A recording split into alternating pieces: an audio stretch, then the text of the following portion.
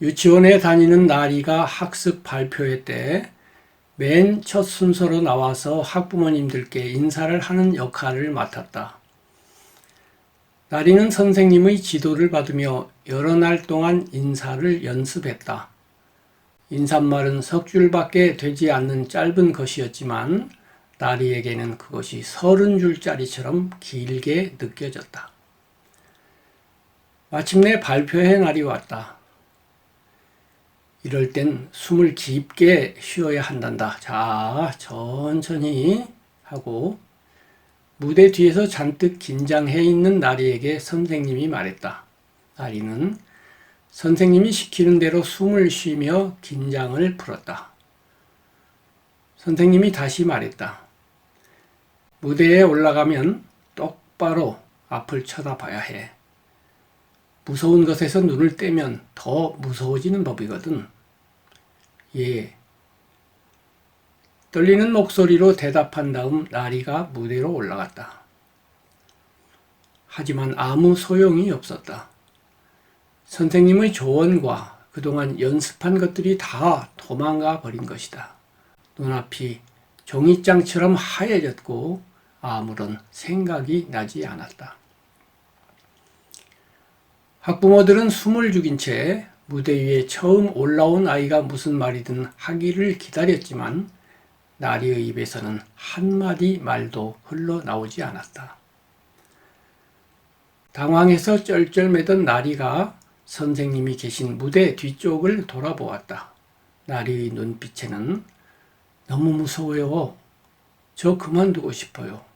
나가도 돼요? 라는 뜻을 담고 있었다.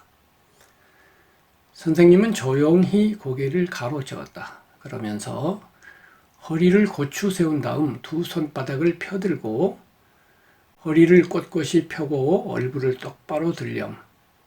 앞을 쳐다봐. 숨을 깊게 쉬며 마음을 가라앉히렴. 이라는 뜻을 전했다. 조금 용기를 낸 나리가 몸을 돌려 다시 부모님들을 쳐다보았다. 잠시 뒤 그제서야 해야 할 말의 첫 부분이 생각났다. 하지만 두 번째 구절에서 생각이 멈추고 말았다. 나리가 다시 선생님 쪽을 쳐다보았고 선생님은 또 한 번 고개를 가로저었다. 그러면서 손을 들어 마음을 편안하게 가지렴 이라는 뜻을 나리에게 전했다. 나아갈 수도 없고 물러설 수도 없는 상황. 마침내 나리는 도망칠 데가 없다는 사실을 받아들였다. 그 수용으로부터 작은 용기가 솟아났다. 결국 나리는 비록 더듬거리기는 했지만 하기로 되어 있었던 3마디 말을 다 하고서 무대에서 내려올 수 있었다.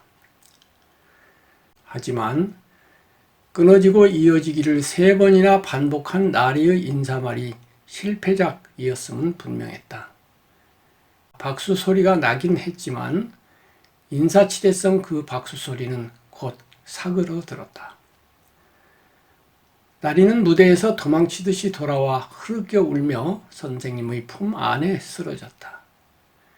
그런 나리를 향해 그 짧은 인사말도 제대로 못하니? 하고 무대 뒤에서 자기 딸의 모습을 지켜보고 있던 나리의 어머니가 쏘아붙였다.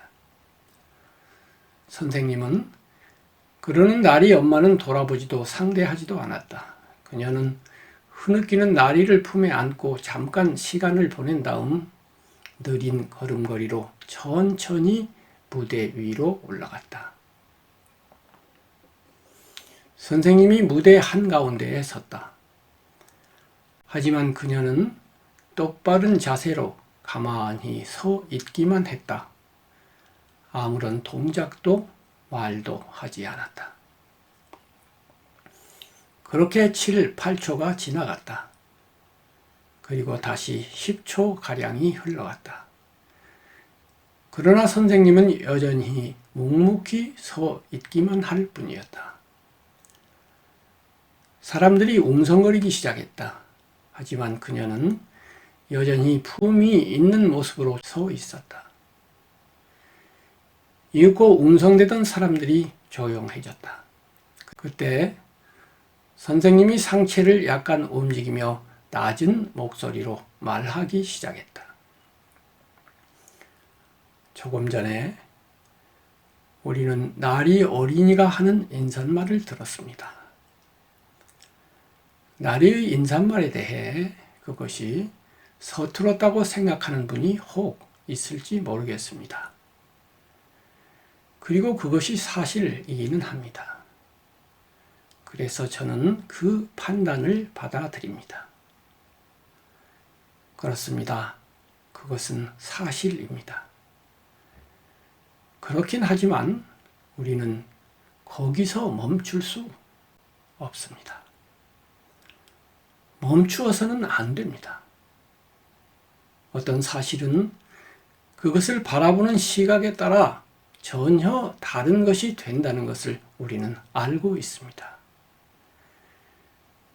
그래서 우리는 생각을 하게 됩니다.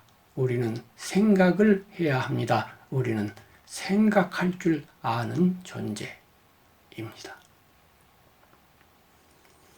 어떤 일이든 처음으로 할 때는 누구에게나 어렵습니다. 그때 그 일은 나에게 어색하고 서툴게 마련입니다. 우리는 아기로서 처음 일어서는 것을 배울 때 서툴었습니다. 처음 걸음걸이를 배울 때에도 서툴었고 처음 말을 배울 때에도 서툴었습니다. 그러므로 서툰 것은 부끄러워해야 할 일이 아닙니다. 우리가 부끄러워해야 하는 것은 일에 서툰 것이 아닙니다. 정말로 부끄러운 것은 서툰 것을 부끄럽게 여겨 하려던 일을 중간에 그만두는 것입니다. 그런 사람은 능숙해질 수 없습니다. 그런 사람은 성공할 수 없습니다. 그런데 어떻습니까? 그렇습니다. 나리 어린이는 서툴었습니다. 그러나 이 용감한 어린이는 포기하지 않았습니다. 중도에서 인사말을 그만두지 않았습니다. 나리는 저와 연습을 할 때에는 인사말을 아주 잘 했습니다. 하지만 어른들이 많이 모인 자리에 올라오자 실수를 하면 어쩌나 하는 두려운 마음에 말문이 막히고 말았습니다. 여러분은 조금 전에 제가 여러분 앞에 나와 말을 하지 못하고 한참 동안 서 있는 것을 보셨습니다. 저는 나리보다 30살이 많은 어른인데도 많은 사람들 앞에 서니까 긴장이 되어 말이 나오지 않았습니다. 그러니 아직 6살밖에 되지 않은 나리야 오죽했겠습니까? 하지만 나리는 긴장감에 지지 않았습니다. 두려움에 패배하지 않았습니다. 인사말을 중도에서 포기하고 싶은 마음이 들었지만 물러서지 않았습니다. 나리에게는 인사하기를 포기하는 쪽이 서툰 모습을 보이며 끝까지 해내는 것보다 쉬운 일이었지만 나리는 어려운 쪽을 선택했습니다. 선생님은 잠시 말을 멈추었다가 웃음을 머금은 표정으로 청중을 향해 물었다. 여러 학부모님들, 여러분은 오늘 발표회에서 여러분의 자녀가 서툴지 않은 모습을 보여주기를 바라십니까? 아니면 비록 서툴더라도 용기 있게 자기가 맡은 역할을 끝까지 해내기를 바라십니까? 서툰 것은 상관없어요 하고 한 학부모가 손을 번쩍 들며 말했다. 끝까지 해내기만 한다면 서툴더라도 저는 만족할 겁니다. 그렇다면 나리는 큰 박수를 받아야 합니다. 선생님이 웃으며 말했다. 저는 그렇게 생각합니다만 여러분의 생각은 어떻습니까? 학부모들이 우레 같은 박수 소리를 쏟아냈다. 박수는 한참 동안 계속되었는데 선생님은 그 박수가 자기 것이 아니라는 의미로 옆으로 돌아서며 무대 뒤에 서 있는 나리 쪽을 향해 손바닥을 펴 보였다. 나리의 눈가에서 눈물이 흘러내리고 있었다. 나도 박수를 쳐줄게 하고 엄마가 말했다.